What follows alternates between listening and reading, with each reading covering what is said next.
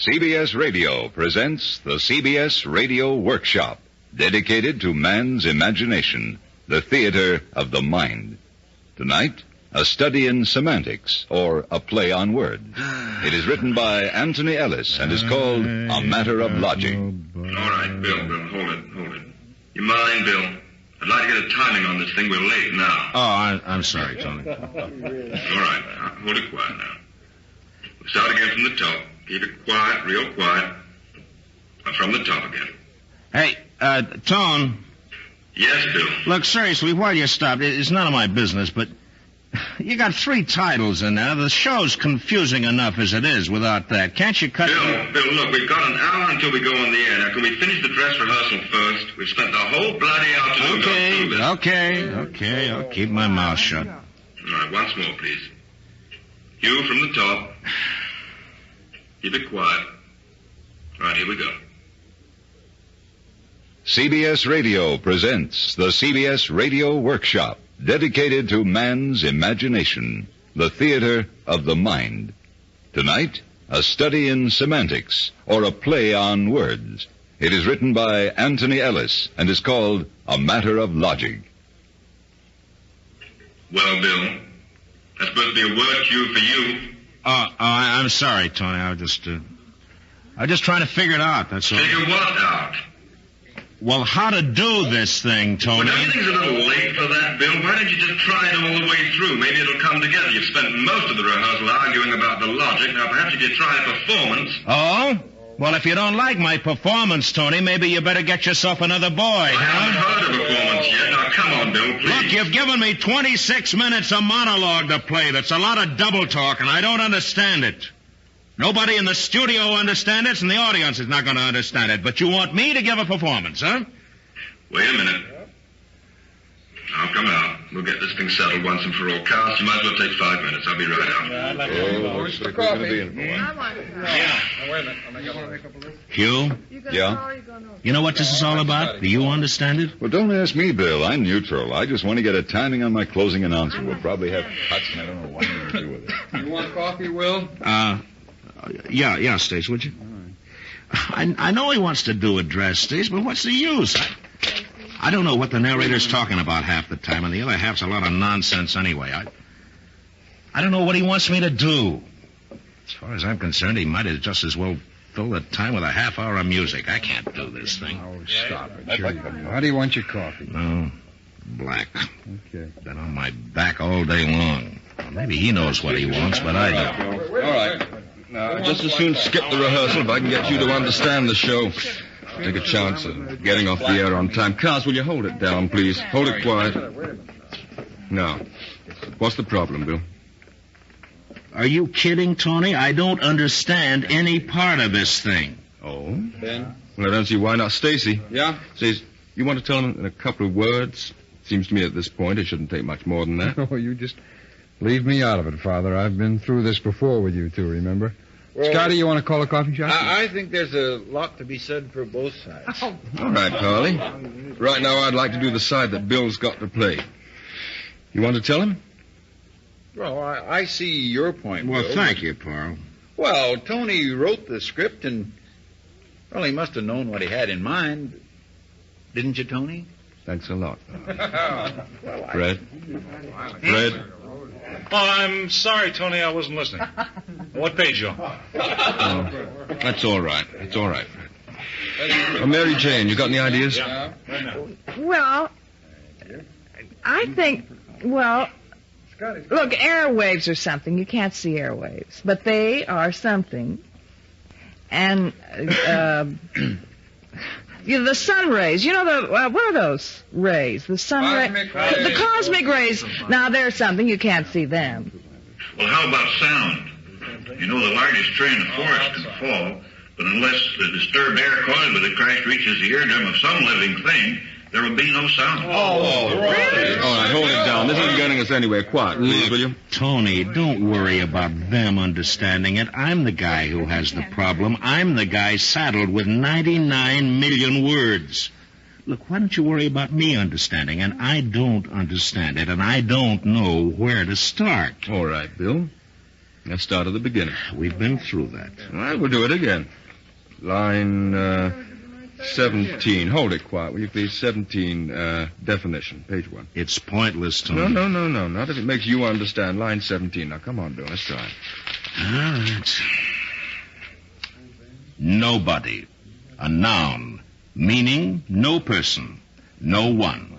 Hence, a person of no influence, importance, or social standing.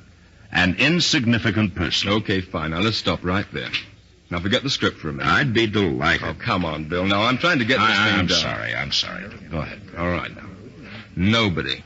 Meaning, no person. No one. Hence, a person of no influence, no importance. But they're not the same thing, Tony. They're separate and distinct. And besides, that's not what you're saying in the script. Well, what am I saying? You're saying nobody, no dash body, is really somebody. That's right. In order for there to be a nobody, there has to be has to have been a somebody. It's a play on words then, Tony, but it isn't logic. But of course it is, Bill. Oh, no, it isn't. Now, wait a minute. Look here. Supposing you and Junior are at home, telephone rings. It says... Bill, will you get that? It's probably for you anyway. Yeah, honey, I will. No. Hello.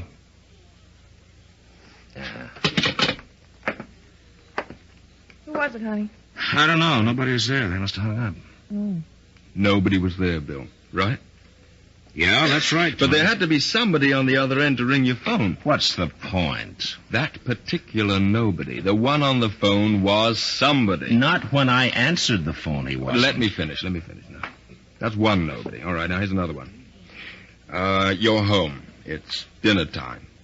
Somebody comes to the door. Bill, someone's at the door. I'm getting the dog's food ready. Okay, I'll go. Lisa, honey, will you please be quiet?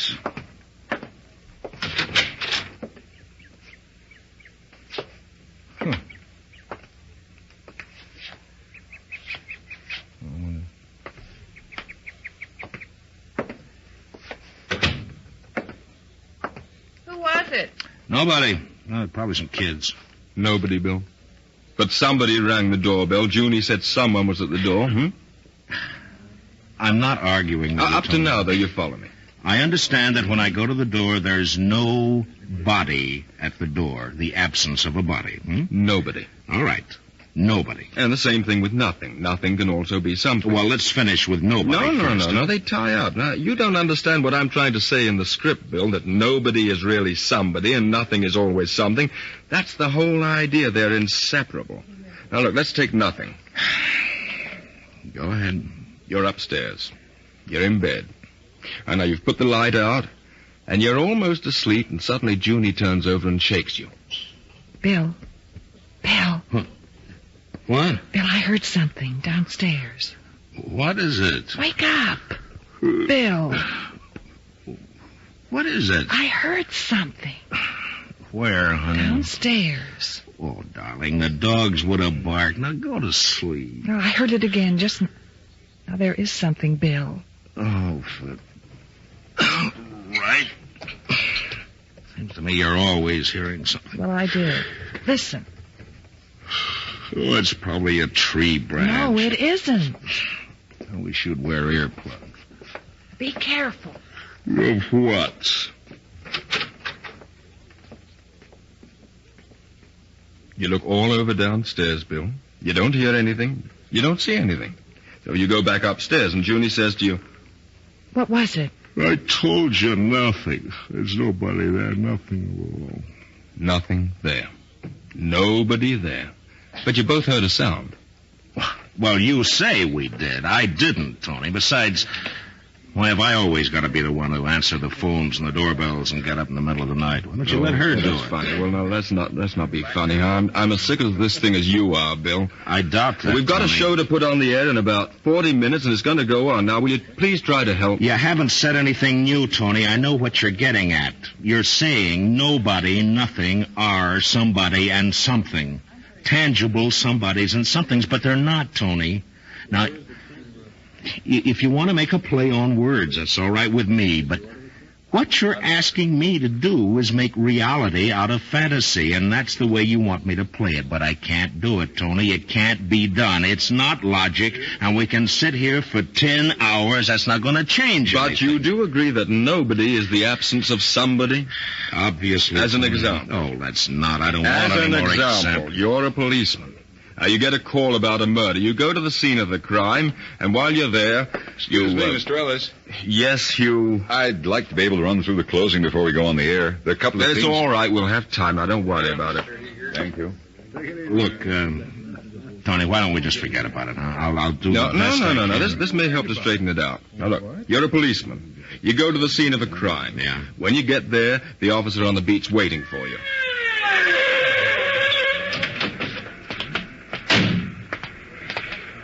What happened? Near as I can find out, there's been a murder, sir. The witnesses report hearing shots and a scream. They're right over there.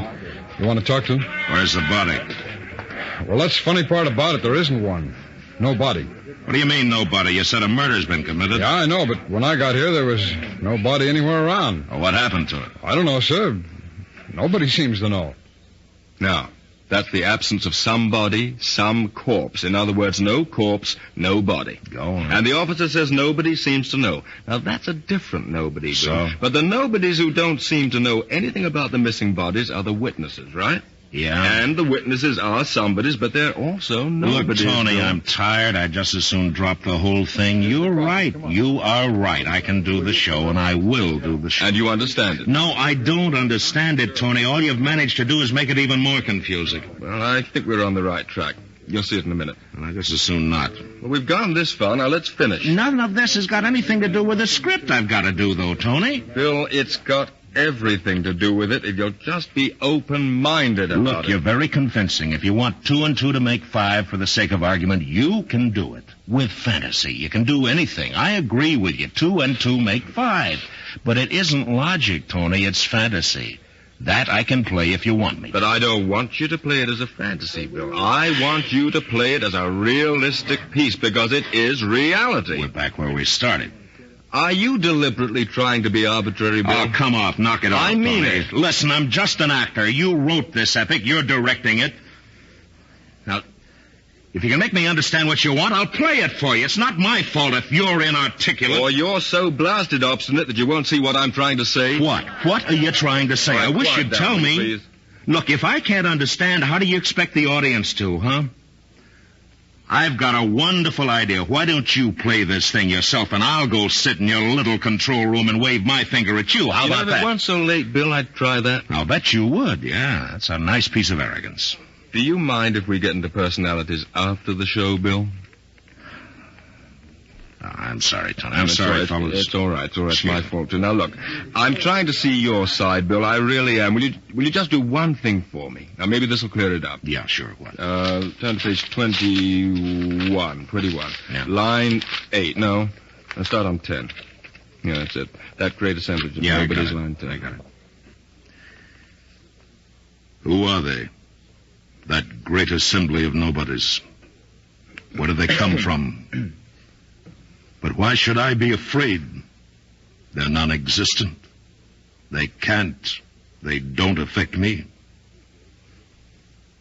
Well?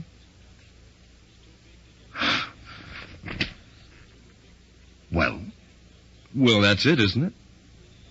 what, Tony? Who are the nobodies? Where did they come from? Will you tell me? I still don't get it. Bill, by the time you get to that speech, you've already been answering the question for 20 pages, and you can't even see No, it now. I can't see Oh, it. Lord. Hold it, Stacy, will you? Bill, that's the whole point of the show. You, the narrator, tells the audience that nobodies are somebodies. You spend 20 minutes doing it, but the twist at the end is that because you're so logically minded, so analytical, you're not flexible enough to encompass the enormity of the truths you've been Are saying. you talking about me now or this character I'm The playing? character. All right. Now for me, huh? Little old Bill, you tell me. Where did they come from, Tony? I'm as stupid as this character I'm playing. Where do these nobodies come from? Okay, you said it somewhere back on 10, 11, doesn't matter. Look, I'll give it to you simply. Yeah, you do that. You make it very simple. Don't for me, worry, huh? I will. Excuse me, Mr. Ellis. Yes, Hugh, what? I'll be able to get that timing on the close one eye in case you want some cuts. We've only got 20 minutes. You'll have time, Hugh, before air. Now, don't worry. Thank you. I don't know why I took this call. I could have gone fishing today. Well, nobody twisted your arm, Bill. Oh, don't say nobody that way, please. All right. Now, look. Just keep an open mind and listen. Okay, open mind and I'm listening. Nobodies are really somebodies. You've said that. I'm saying it again. All the nobodies we hear about, the nobody on the phone, nobody at the door, all of them, they're somebody. Where do they come from? Well, all right. Let's say you and I go out for lunch, dinner. Yeah? We're having a drink. Somebody comes into the restaurant, anyone. You see him, I don't know him, but you do. You lean across the table to me and you say, Hey, Tom, look over there. Hmm? See that fella coming in with a blonde? Yeah. Oh, what a bum. That's the biggest nobody in the business. Let me tell you what he did. Now, Bill, what did you call him? I called him a nobody, Tony. I know what you're getting you at. better let me tell you what I'm getting at. It'll save time. All right, now. That nobody that you saw in the restaurant, let's say he died about a year later. Oh, well, that's too bad. And what happened to him? Oh, he became Bridie Murphy. Huh? All right, Bill, now I'm look. sorry. Go on. He died. He died and became one of that great assembly of nobodies. Uh-huh. He's one of them. Like all the others. Everybody who's ever been called a nobody, after they die, they come back. They're the nobodies who ring doorbells and aren't there when you answer, who ring phones and hang up. Oh. Well, now you do understand? Well, I understand, Tony. That this is a very cute fantasy, Tony, a play on words. All the slobs I've ever called nobodies come back to haunt me, huh? Oh, well, this I understand, and it's very clever, and it's very cute. And you really understand? I said I understand. Good. And do you understand that those nobodies, they don't like being nobodies, they want to be somebody? Kind of neurotic ghosts, huh? Oh, well, that makes a lot of sense. For a fantasy, Tony. Yeah. Now, that's fine. Now, you've got half of it, Bill. What you call the fantasy, what I call the fantasy of the show. But there's also the logic in the show. No? Clear, cold logic, realism, fact. I don't care what you call it, Bill, and I guess this is the thing that's throwing you, the combination of the two. Must be. The character you're playing doesn't believe in ghosts. So that nobody who rings the bell has to have substance for you. Therefore, he is somebody. No, he isn't, Tony. He's the absence of the somebody. If nobody's standing outside my door, somebody isn't standing out there either. That's right. He was gone when you answered, but he's somebody. He's somewhere around. He has to be. You know, I got a wonderful idea. Why don't you sell this routine to Abbott and Costello? It's better than Who's on That's First. fine. You're a big help, Bill. Thank you. All right. Okay. Now, all right. Hold it. Look, Tony, we've taken long enough over this. Just tell me how you want me to play it, and let's get the thing over with, huh? Realistically, Bill, that's all. Now, that's all. You asked me to tell you how I wanted you to play it. I've told you. You can't combine fantasy and realism, No, Tony. you can't, Bill, and I can. I've done it, and there's the script. All right, then I'm a lousy actor. I'm sorry. So am I, but that's not getting the show on the air. Look, let me ask you something. You want me to read this stuff straight, huh? And believable? That's right. The fantasy part, too? Yes, but you make it fantasy, remember, only because you don't want to believe that it's logical, that it's happening. It's your way in the story of running away from reality. I'm running away from nobody. Yes, huh? you are. Oh, well, boy, that's pretty scary stuff, that is. Oh, if I don't watch out, all the nobodies will come some dark night and get me, huh? Well, that's real strong stuff. It's raw and true to life and documentary. You know, Bill, that's not a bad idea. The nobodies all over the world, they don't like people like you.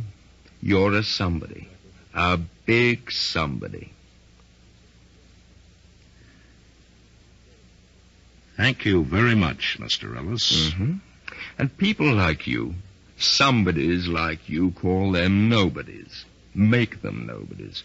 And the poor swine, they try to get even. Ringing doorbells. Mm-hmm, but it doesn't really get them even. It's a pretty empty victory. Now, the one with the least influence, importance, the most insignificant nobody of all, he's the one who gets a thought. We'll make a list. We'll make a list of everybody, anybody who's done this to us, made us what we are, nobodies.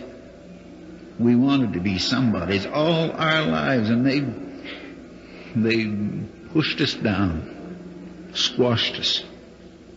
So we'll just make a list. You mean a list through all the ages? Oh, no, just the dangerous ones, the somebodies living today. What'll we do with them? What they've done to us. Make them nobodies? Well, why not? But how? If tried murder, they always catch somebody for the crime. They don't believe that nobody did it. They don't believe in nobody. Well, we can make them believe. We'll make all those big, important, influential somebodies like us. But the only difference is they won't have to be dead first. They'll just disappear right off the face of the earth. But how can we do it? How can we make them disappear? Well, we use the same method with them as we do with ourselves when we ring a doorbell or make a noise in a house at night. Dissolution. They'll vanish. Poof. Do you think it would work? Surely it must have been tried before. Well, not that I've heard. At least it's worth the effort. And I know who we'll start with. Who? An actor. I remember what he used to call me. He thinks he's a big somebody. An actor. His name's William Conrad. Yes, sir, we'll start with William Conrad, and when I'm finished with him, he'll be the greatest nobody, the most worthless non-entity in all of existence throughout time. You know, I'm getting pretty sick of this, Tony. What, Bill? You sitting there making snide remarks about me. No, nonsense. I'm a writer. I've outlined a fable. It's just an extension of the story we're supposed to be doing in about 10 minutes. Maybe someday I'll make it the sequel. Not with me, you won't. Oh, come on, I'm only kidding. I don't feel like kidding, Tony. Well, there doesn't seem to be anything else to do. Look, you might as well relax until airtime, Bill. Take it easy. I got to go in and time Hugh's closing. Hugh Douglas. Ready, Mr. Ellis. Hey, Tony, wait a minute. Hold it, Hugh. Yes, Bill. Look, let me get one thing straight, huh? I know it's a little late and we'll probably never agree, but for my own ego as an actor, I'd like to have at least some idea of what I got to do with your script, huh? Yeah, sure, go ahead. All right, now you say this show's logical, forgetting the fantasy, and, well, so help me for the last time. You say that in reality, in substance, nobody and nothing are absolutely and definitely somebody and something, right? That's right. The whole story's built on that premise. And you believe that, huh? Yes, you know I believe it. Now, this isn't a philosophical discussion, huh? Not as far as I'm concerned. All right, will you grant me this? If I can prove to you that you're wrong, and, well, I'm not just saying this because I want to be right, but if I can prove to you that you're wrong, will you come over and, on my side of the... Are we going to do this thing, Tony? All right, now hold it quiet. Go ahead, Bill. I'm sorry, go ahead. Look, I'm just trying for the last time to understand this thing, huh? Now, look, if I prove that you're wrong, that you're making a play on words, that it's a matter of semantics, this nobody-somebody business, will you let me play the show for what I think it is, a very nice, imaginative piece, but not to be taken for anything else. Not realism, not logic, just pure romantic fantasy. Bill, dear old Bill, if you can prove that in 5 minutes, you sing the part if you want to. Do anything you want with it. But if not, will you do it my way? Will you try to make it realistic? Okay, Tom. You got a deal. Who's that behind you, Tony? Where? Nobody. Nobody there. Ah, there, you see? Nobody there. Nobody there. Am I right? Yeah. Did you hear anybody, Tony, anything behind you before I told you to turn around? No. And there wasn't anybody, was there? No. You're sure now? Well, come on. Yes, I'm sure. So what? Hugh, no. Turn around. Face me, Tom. Hugh, you mind standing behind Tony and making a noise, saying something? Mr. Ellis, I wish we could time that closing. It's getting awfully close to airtime, you know. Did you hear him, Tony? Well, of course I heard him. Well, turn around. Oh, come on now. Is somebody there? Turn around, Tony. Take a look. All right. All right, now what does that prove? Somebody's there, Tony, right now. Hugh Douglas. But a minute ago, when you turned around, nobody was there. Nobody. You see? And that nobody wasn't somebody. Now, was it? All right, now, look at this table. Right here. You see anything? No. There's nothing on the table, huh? Nothing. No thing. You can't hear it, you can't see it, you can't feel it because it doesn't exist. Am I right? No, all right. There's nothing there. Please, let's have it quiet. All right, go on. All right, now. What's that, Tony? Well, It's a quarter, right? Yes, it's a quarter. A quarter. Something, huh? You see it, you feel it, you even heard it when I threw it on the table. But the nothing on the table a second ago wasn't something until I threw that quarter down there. Now, was it? Mr. Ellis, we've only got 3.5 minutes. If you're going to want to make any cuts, I've got all right, time. Hugh, all right. In a minute. We'll have time now, don't worry.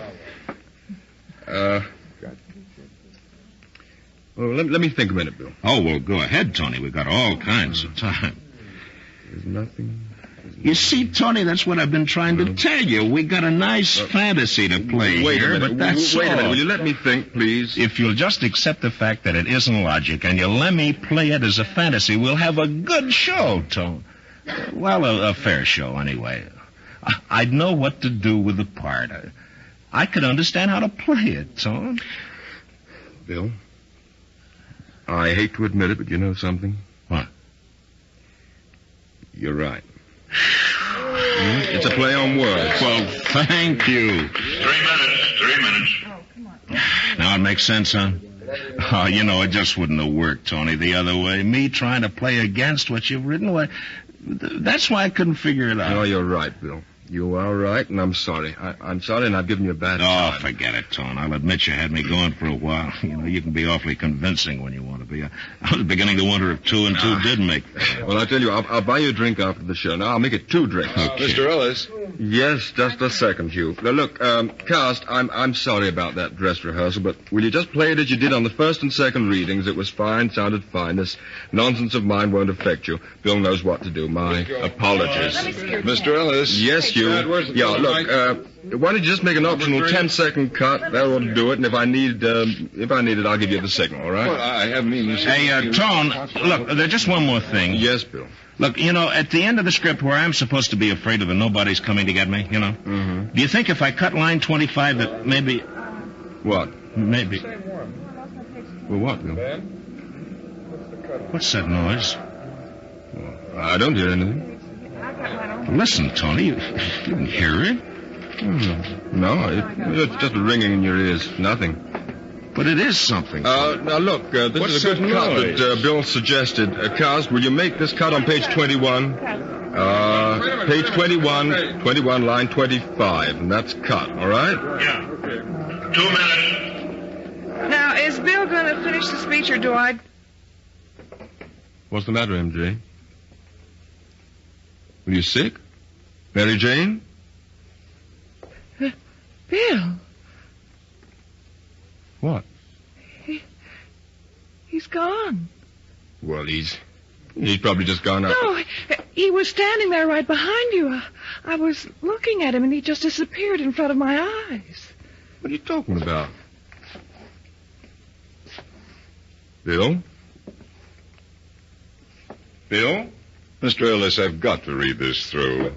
Where's Bill? Tony, you're standing right behind you. Well, I know. Bill? Farley, did you see him? Did anybody see Bill? I was looking at him. I saw him, and he just wasn't there. Bill? Bill? Where did he go? Hey, Bill. I've got to do this closing. Will somebody please time the closing? What's going on out there? I don't know. Bill Conrad seems to have disappeared or something. Well, better go ahead anyway. We'll time the closing. Okay. CBS Radio has presented the CBS Radio Workshop from Hollywood tonight, A Matter of Logic, which was written, produced, and directed by Anthony Ellis. Mr. William Conrad and Mr. Ellis were heard as themselves. Others in our cast were Stacey Harris, Mary Jane Croft, Hugh Douglas, Parley Bear, Fred Mackay, Ben Wright, Robert Chadwick, and Bill James.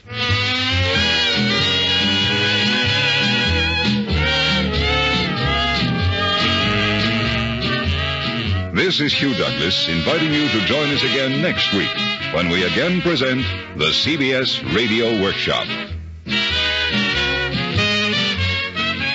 Suppose 500 forest fires were going to break out tomorrow, and that 450 were going to be started by people like you. Fantastic? Not at all. Judging by past year's figures, that's exactly what we can expect, unless we agree to be careful and make man-made fires a thing of the past. Stay tuned for 5 minutes of CBS News, to be followed on most of these same stations by My Son Jeep.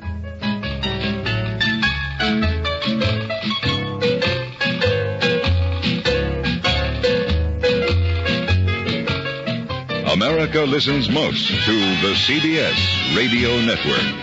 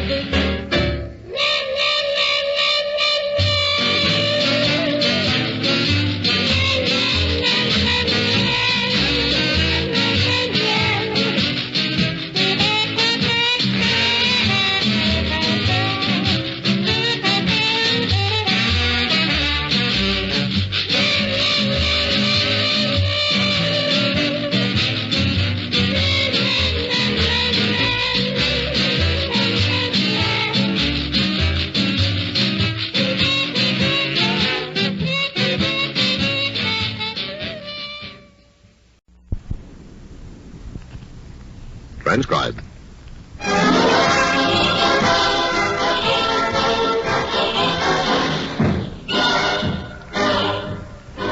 It was the maddest, gladdest, damnedest existence ever enjoyed by mortal youth. A newspaper reporter in those days had a grand and gaudy time of it, and no call to envy any man. And yet I have marveled that the human race did not revolt against the imposture, dig up the carcass of Gutenberg, and heave it to the buzzards and hyenas in some convenient zoo. The CBS Radio Workshop, dedicated to man's imagination, the theater of the mind. Tonight, Bring On the Angels, an affectionate revival drawn from his own book newspaper days of the early life and times of Henry L. Mencken.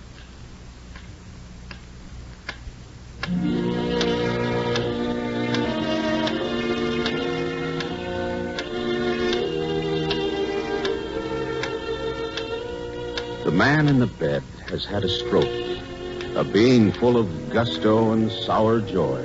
He's paralyzed. A master's master of words. He'll never speak sense again. He's 68. His eyes are open, but there's no fire there. They see instead inward. What the sudden grab of thrombosis has left of his brain now gropes in the swirling mist of reversing time. Seeks, finds, remembers.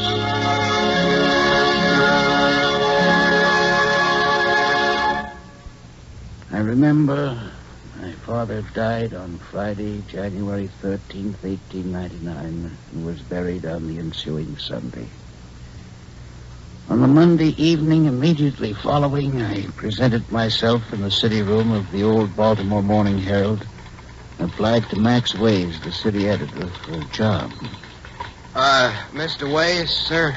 I was 18 years, 4 months, and 4 days old. Wore my hair longish and parted in the middle, had on a high stiff collar and an ascot cravat, weighed something on the minus side of 120 pounds. Sir? What's your problem, Sonny? I'd like a job, a reporter's job. Got any experience? No, sir. Been to school? Baltimore Polytechnic Institute, but I've done some writing. Poetry. Well, yes, sir. What makes you think you want to be a newspaper man? Well, I think it'd be exciting. Huh. You working? Yes, sir, for my Uncle Henry at Mencken and Brother, the cigar factory. What's your name? Mencken, sir. Henry Louis Mencken. Well, I'll tell you, Henry Louis, we don't have any opening right now, but you drop in now and then evening, say between 7:30 and 7:45, something might turn up. Hey, boy.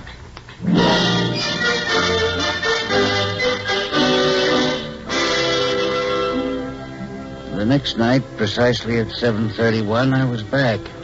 Max waved me away without parley. The third night, he simply shook his head. The fourth, fifth, sixth, Well, to make an end, this went on for 4 weeks, night in and night out, until Thursday, February 23rd, 1899. I found Max reading copy. For a few minutes, he did not see me. Then his eyes lifted, and he said, casually, Go out to Governorstown, see if anything's happening there. We're supposed to have a Governorstown correspondent, but he hasn't been heard from for 6 days.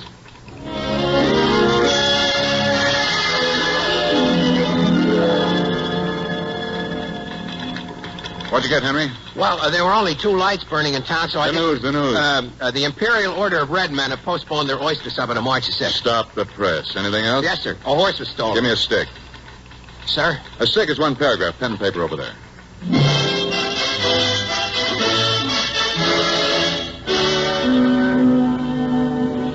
I was up with the milkman the next morning to search the paper.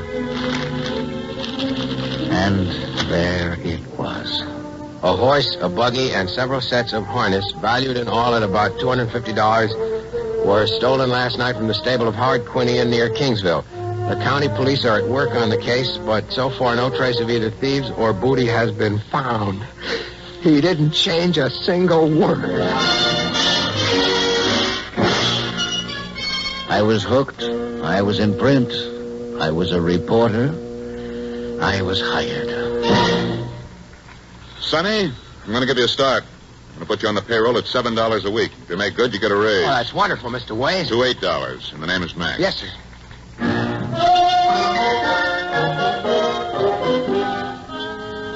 It wasn't long before I had a typewriter, a spittoon of my own, and a beat.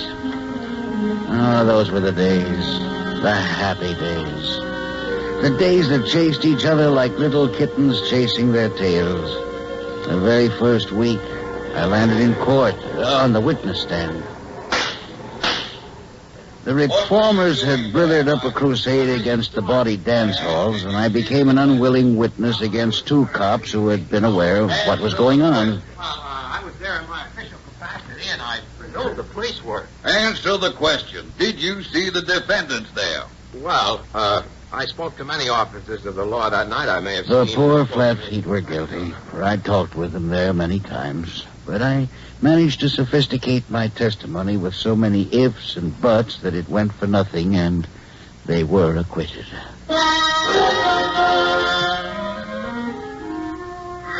That was my first and last experience as an agent of moral endeavor. I made up my mind at once that my true and natural allegiance was to the devil's party.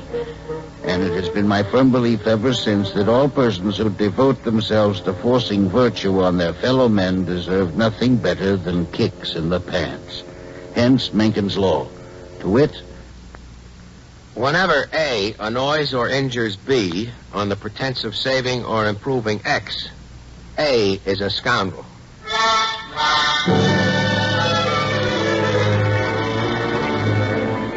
I learned my trade from veterans who had seen Lincoln clear. Sometimes, for instance, it would be a matter of legging it to the iron wilds of Locust Point. But De Becker was more experienced than I and had a beard to prove it. Come with me, Mencken. Where are we going? Never mind, come with me.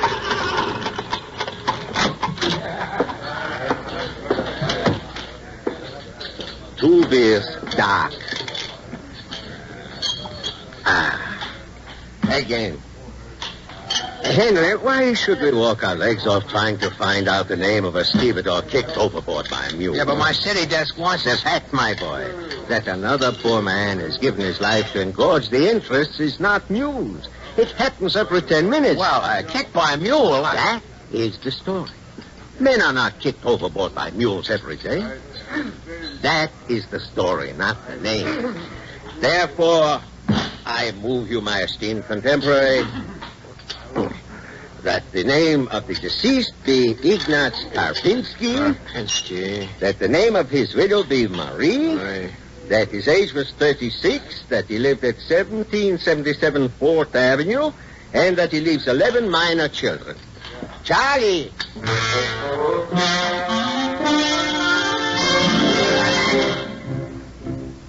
And And so the sad facts were reported in all 3 Baltimore papers the next day, along with various lively details that occurred to DeBecker with successive beers. This labor-saving device was in use the whole time I covered South Baltimore, and I never heard any complaint against it. Every one of the 3 city editors, comparing his paper to the other 2, was surprised and pleased to discover that his reporter always got names and addresses right. But we never stooped to faking. Well, hardly ever. Henry, my boy, there was a fine story on the judge and the wife beater. Did he actually... Where's that copy? I quote, "The crime you're accused of committing," thundered Judge Grannon, "is a foul and desperate one, and the laws of all civilized nations prohibit it under heavy penalties. I could send you to prison for life, I could order you to the whipping post, or I could sentence you to be hanged. But inasmuch as this is your first offense, I will be lenient. You will be taken to the House of Correction and there confined for 20 years. In addition, you are fined $10,000. Henry, did Gene Grannon actually say that before he suspended the sentence on the poor boob? Well, not exactly. In the bar next door to court, he said he wished... All right, Henry. Nice story. Nice color. Writing. That's the thing, my boy. From now on, $16 a week. But never forget, my boy, that the newspaper business builds its profits on the lifeblood and ambition of youth.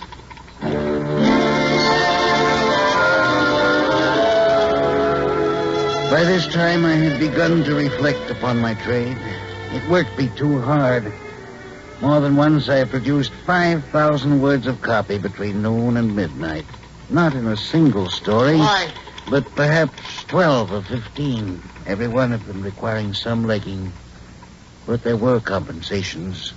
Max put it best, I think, one night at the Stevedores Club.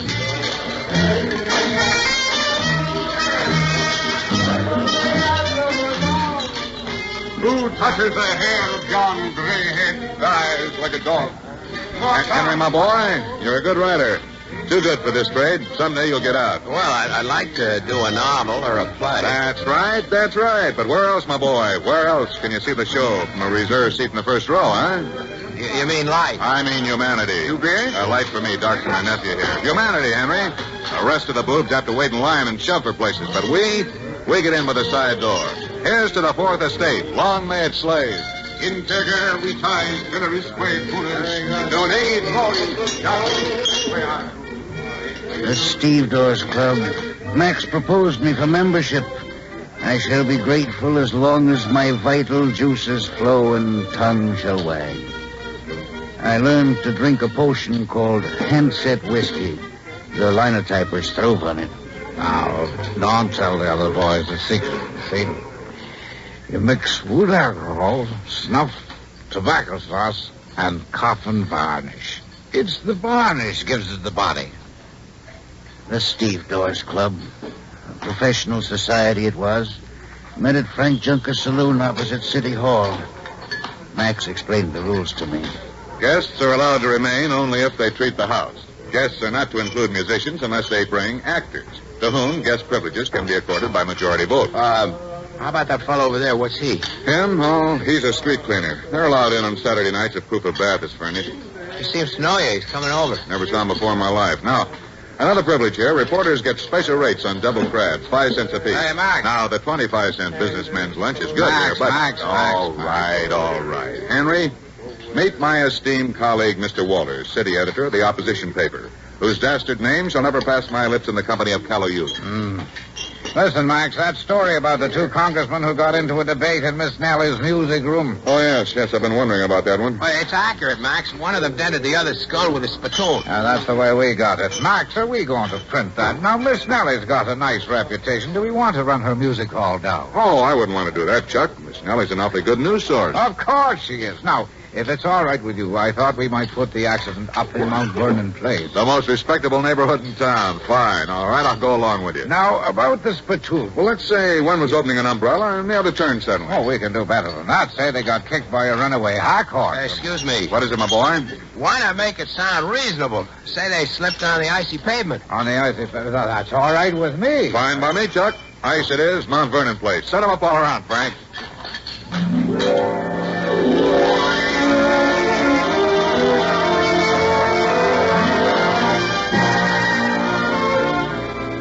plus the cooperation of the press to protect a respected establishment, Miss Nellie's Music Hall.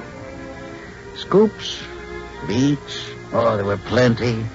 But when the city editors agreed on the facts, that is how they appeared, nor ever did one break his word. There is honor among thieves, editors, and sometimes even editorial writers, giants of the embellished fact, the expanded truth. Like Jones, our telegraph editor, claimed to have been a church organist once. Well, there was the baby in the bank vault. What was the baby doing there, Jonesy? Why, Henry, the mother, being wealthy, had just forgotten about it in her eagerness to get the coupons over to the teller's window. So they sent for me. Well, I set up my organ in front of the vault. Where did you get an organ, Jonesy? Borrowed it from a nearby sailor's vessel. Now, I fooled around until I found a note that would vibrate steel and shook the time lock to pieces. Whatever happened to the baby? Grew up to be a congressman, I believe. Should have left him be. Boy! Jonesy had one failing. He took to Hansett whiskey on the job and began scouring the world for ancestors. Whenever the AP would announce the death of some eminent man, he'd stagger into the city room with the flimsy, sobbing piteously. What's the matter, Jonesy? Terrible thing, Max. Terrible. What is it, Jonesy? Let's have it, man. Bismarck is dead. Well, what of it? What do you care about him? You don't understand, boss. He was my father.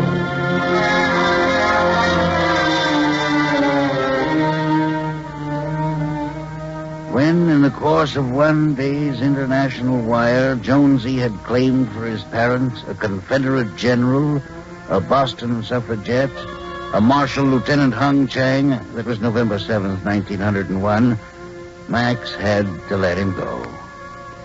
We were amazed when word drifted in that he was actually working as an organist in a Presbyterian church in a poor suburb, claiming to be a son of both John Calvin and John Knox. Giants and sinners, all of us. What we did with great gobs of gusto. It was a time of thoroughness, anyway. I was sent to the Patapsco to cover a suicide one day. The unfortunate had been a bar owner. The cop couldn't even spell his last name. Kuno. Old Kuno. The boob made the deal with the artist for free meals and beers that they do him a mural on his wall. What happened? Well, it drove him to self-destroyal, Henry. At the end of a month, they give him 8 square feet of beautiful bims and peekaboo chemises. But it run him 120 beers and 500 some beers. Let's go, Henry, and take your hat off. Now, the way we make it out, he climbed up on the rail, tied a rope to it looped around his neck, swallowed a dose of arsenic, shot himself through the head, then fell or jumped into the river. You always want to say it like that, my boy. Fell or jumped. Respect the family's feelings.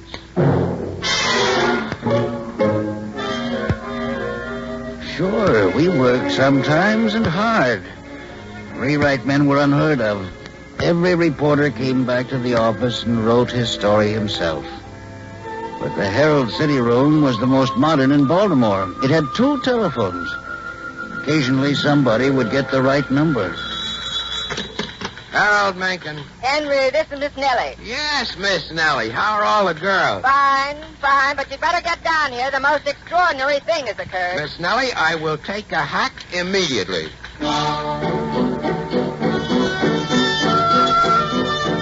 Miss Nellie had appreciated my part in moving the cuspidorian congressman out of her precinct, so she called me on this one. Her story was succinct. Peebles, the hack driver, brought her. He says she gets out of the train, climbs into his cab, and says, "Take me to an establishment for fallen women." So he took her here. Did he say why? Because she was so young and innocent, he didn't know what to make of her. So with that, she tells me she comes from somewheres near a bird called Red Lion, PA. What's her name? Emmeline Baron Blicker. Her father's one of them old rubes with whiskers. Very strict people. Yes, sir. Now, Emmeline had a beau in York, PA, name of Elmer. Whenever Elmer could get away from his work as train butcher on the Northern Central, he'd come out to the farm and they'd do a little hugging and kissing. Well, one day, old Whiskers caught him at it and hollered Emmeline out of the house. Now, Emmeline was a great one for reading books, so while she packed a carpet bag, she remembered what girls in books done when they lost their honest name. They rush off to the nearest city and take up a life of shame, and their name is rubbed out of the family Bible. Well, why didn't she go to Philadelphia? Henry, nobody in their right mind goes to Philadelphia. What do you want me to do, Miss Nellie? Print the story and ask Papa's forgiveness? Oh, no. This ain't for printing. I just want you to give the little girl some advice. I got her under lock and key upstairs. Now, would you, Henry? You're a writer. You can do it.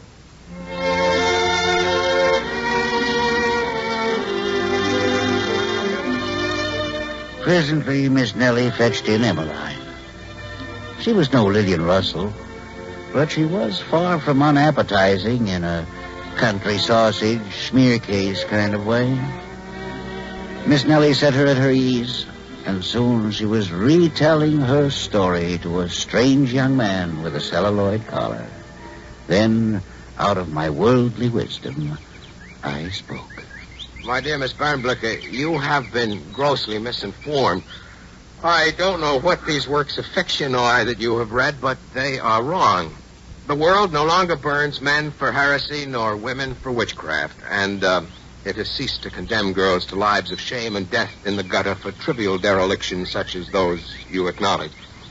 The only thing that is frowned upon nowadays is getting caught. What do you think Emmy should do, Mr. Mencken? I advise you to go home, make some plausible excuse to your pa for lighting out, and resume your faithful ministrations to his cows. Now, you see, honey, Mr. Mencken says go home. Yes, and at the proper opportunity, take your bow to the pastor and join him in indissoluble love. It is the one safe, respectable, and hygienic course. The primrose path, my dear, is not for you. It is beset with thorns, heartburn, and corset stays.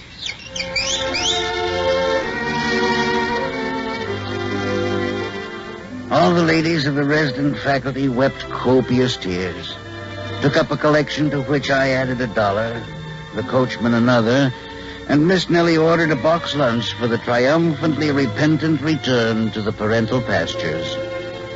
Emma promised to send Miss Nellie a picture postcard of Red Lion showing the new hall of the Knights of Pythias, but it never arrived.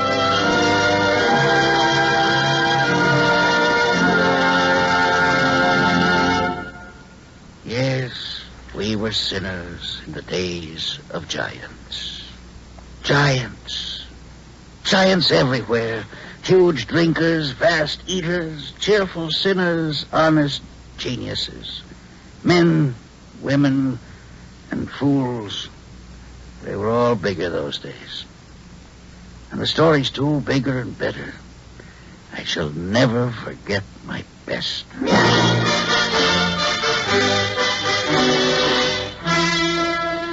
At midnight on Saturday, February 6th, 1904, by which time I was city editor, I put the Herald to bed, then joined the exercises of the Steve Dawes Club until 3:30.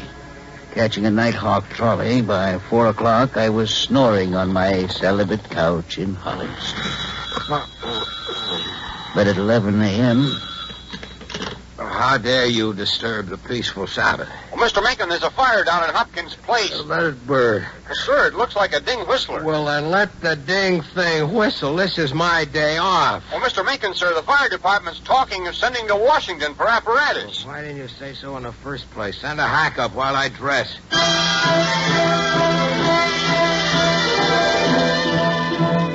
I hoisted my still malty bones from my couch, and 10 minutes later I was on my way to the office. That was at about 11:30 a.m. on Sunday, February 7th. It was not until 4 a.m. of Wednesday, February 10th, that my pants and shoes, or even my collar, came off again.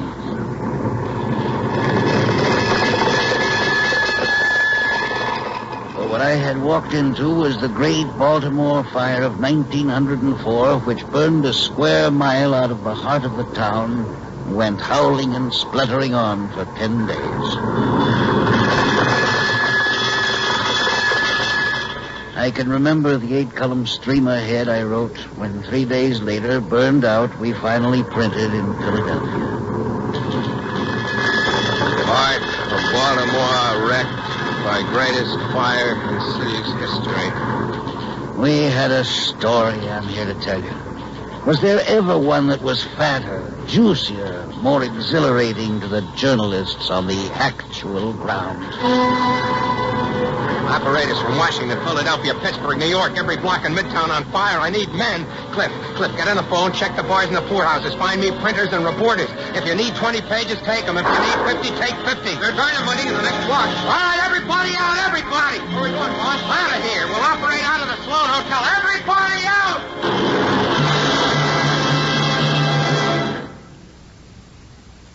I went into it a boy.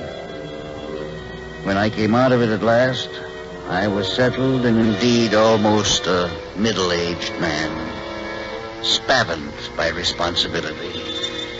When it was all over, I returned to the ruins of the Herald. It was easy to find the place where my desk had been. The desk itself was a heap of white dust. My clippings were gone, my poems, rejected short stories, spare collars, and trolley passes. Even my collection of pieces of hangman's ropes, I had always intended to present it sooner or later to the Smithsonian. I did find my old copy hook, twisted as if it had died in agony. I took it with me. I was a man. I was 24 years old. 2 years later, in 1906, by then managing editor, I was to read to my staff a notice from the publisher. Notice. Tomorrow, the property of the Herald Publishing Company will pass into new hands, and there will be no further publication of the Sunday Herald, the Evening Herald, or the Weekly Herald.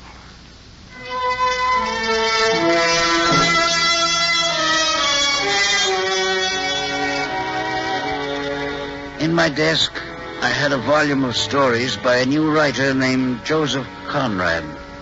The man could write.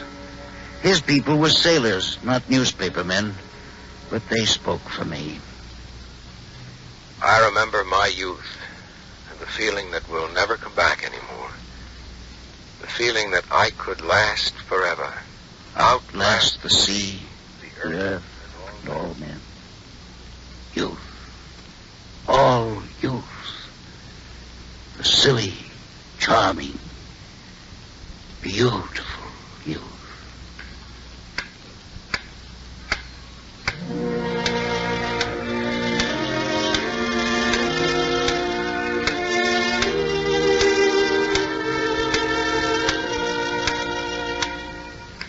The man on the bed has had a stroke, but he shifts his eyes. They fall on a twisted, agonized, old-time copy hook nearby on his desk. The eyes find fire somewhere, perhaps purloined from the past. He, a writer who is to be paralyzed, who is never to speak sense again afterward, opens his mouth and speaks. Yes, Mr. Mencken, what is it?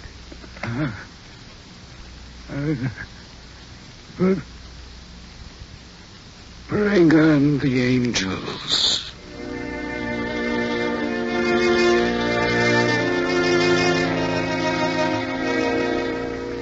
The angels will treat him kindly. Why? Simply for this alone of all his writings. If, after I depart this vale, you ever remember me and have thought to please my ghost, forgive some sinner and wink at a homely girl. Henry L. Mencken, 12 September 1880, 29 January 1956. Newspaperman.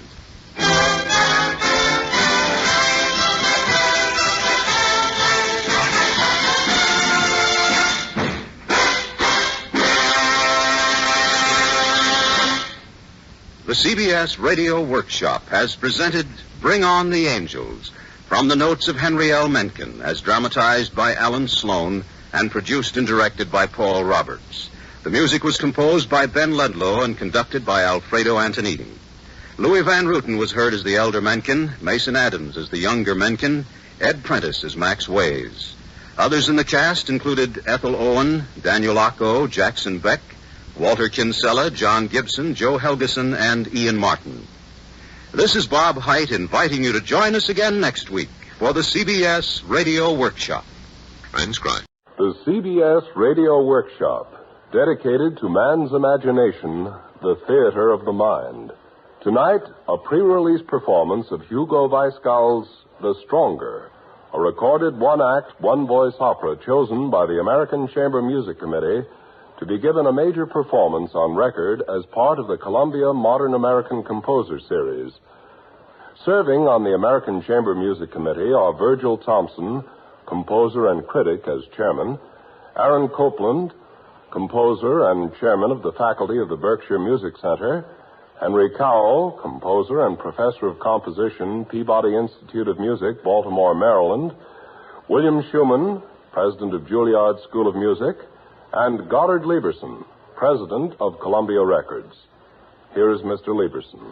When the Committee for the Modern American Music Series, which included the speaker, first heard a test record that was submitted of a chamber opera by a composer named Hugo Weisgall, we were all struck by what seemed to us to be the emergence of a genuine American opera composer. A composer who seemed to have grasped not only the elements of his work as a musician, but also those important elements that make up that rare being, a genuine theatrical composer. The Stronger, a small opera based on a play by Strindberg, is perhaps not immediately accessible in its full values, but what is immediately accessible is the dramatic impact. I think that perhaps as far as the music is concerned, the best thing I can do is quote from the notes that Mr. George Rochberg has supplied for this record. He says, "In general, it is difficult to place Weisgall's musical style. Not that it is important or necessary to do so. We are too fond of labeling composers today. Still, his music leans heavily in the direction of a freely handled chromatic palette, without ever sounding like so-called atonal music. The diversity of harmonic palette is evident in The Stronger, as is the composer's sensitivity to orchestral color. The most important thing is, of course, that these means are not to be judged by themselves, but entirely in relation to the dramatic situation to which they are applied and which they delineate so beautifully." And now, Hugo Weisgall's The Stronger, sung by Adelaide Bishop and conducted by Alfredo Antonini.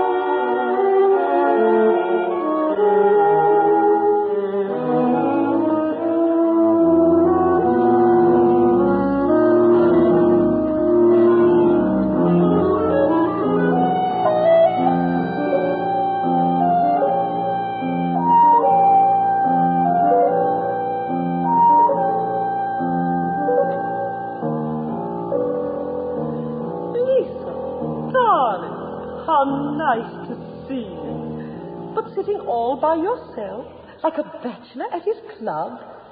I do think singing alone on Christmas Eve in a restaurant. May I sit down? Even if you like to be alone, I don't think it's wholesome.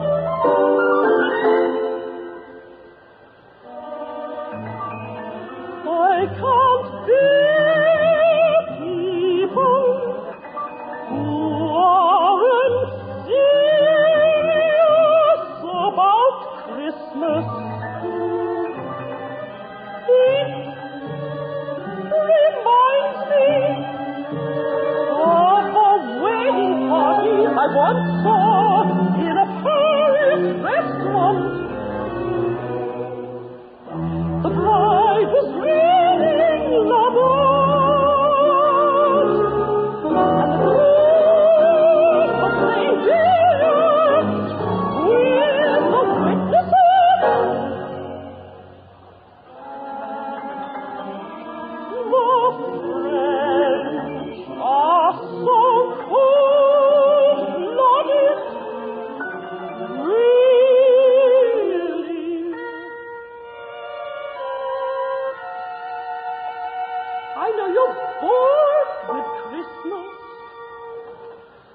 Suppose it's only the children who keep me at it year after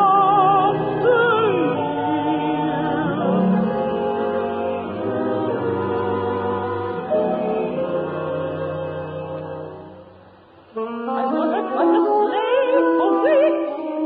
Every morning I'm in town, shopping, and then ungrateful little wretches, they'll drag us out of bed at last. Tomorrow morning, but don't you want to see some of these marvelous things?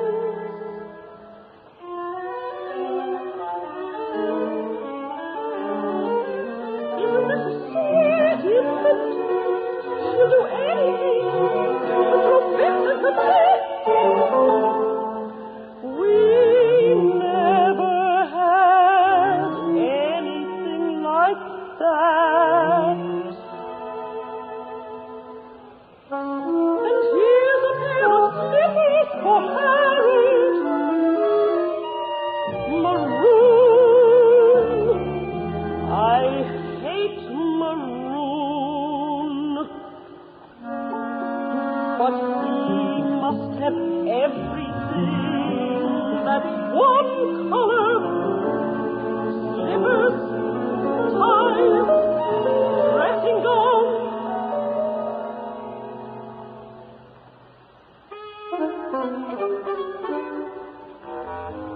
See what small feet he has, 7.5. But not effeminate. The way he walks up and down, up and down, up and down, like the tiger in the zoo. Of course, you've never seen him that way. Dressing down and slippers. Then he loses his temper. He really stops. Damn it all! Who stole the bulb from my study lamp again?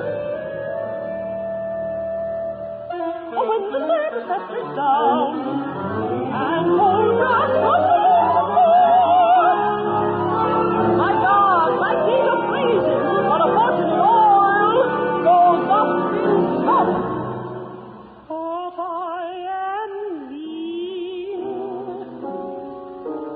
caring, his little weaknesses in public. These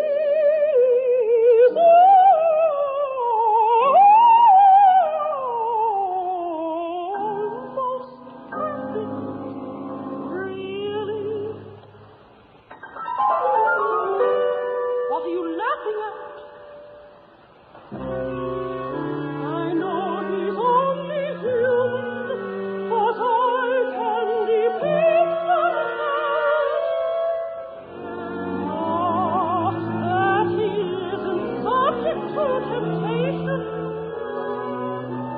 I know, because he tells me, and we laugh about it.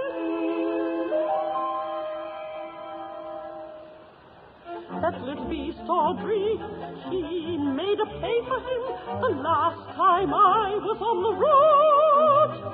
I'd have clawed out her life. I'm glad I heard about it first from him, and not from my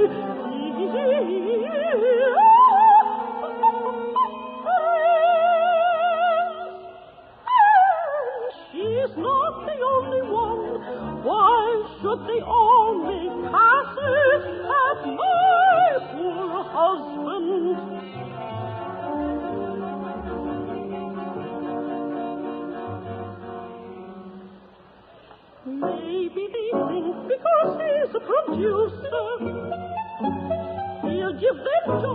and build them into stores. Why did every snip of a debutante fancy herself as another Pomsey?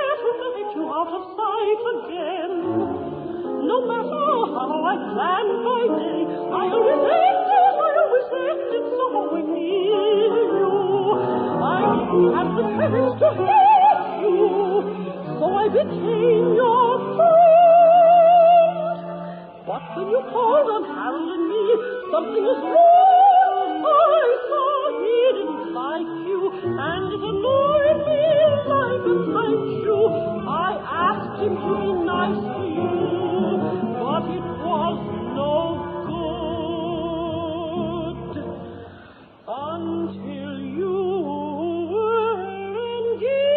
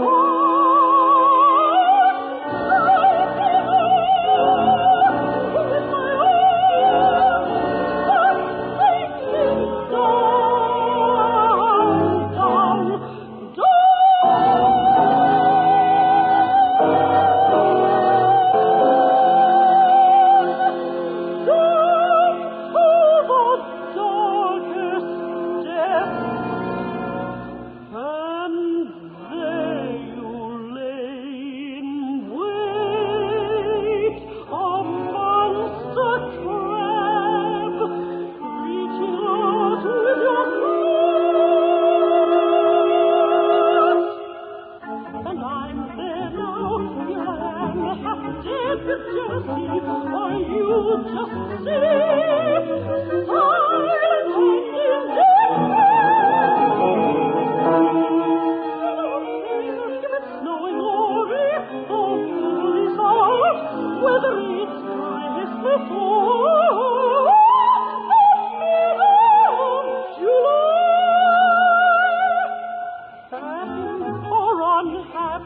it's all one to you.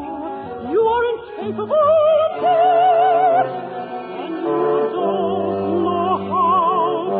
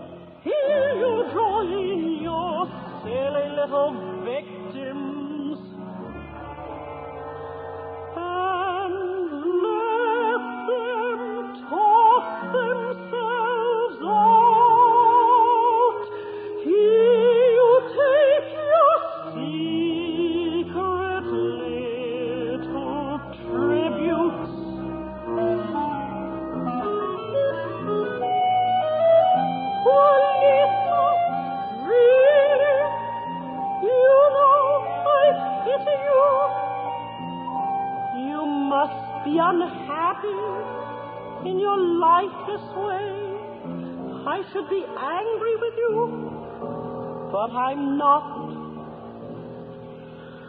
Who could be angry with a dead woman? And as for her, who should I worry if you or someone else taught me to drink martinis?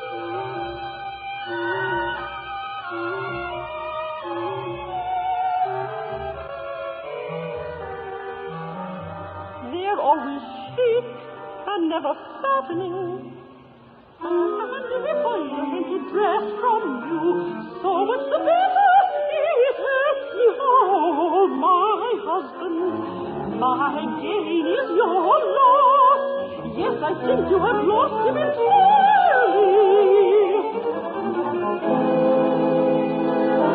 Of course, you meant for me to break with him. But you see, I have a thick skin. I never would do that.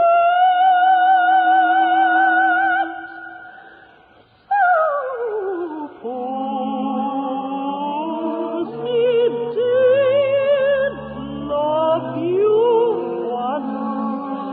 I'm not that narrow-minded, and besides, it was exciting to have a man that someone wanted more than I did. You never took anything from me. You only gave. And now who's holding the cards? For a while it seems that you did. For a while you held his love, but it belonged to me.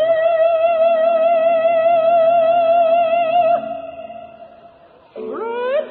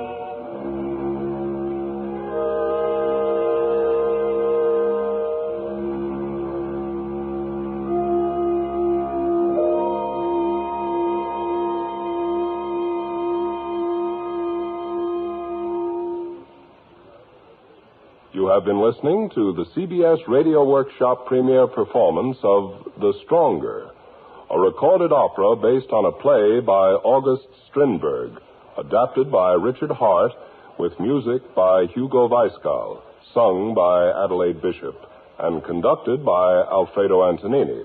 The Columbia recording of The Stronger will be available at music stores next week.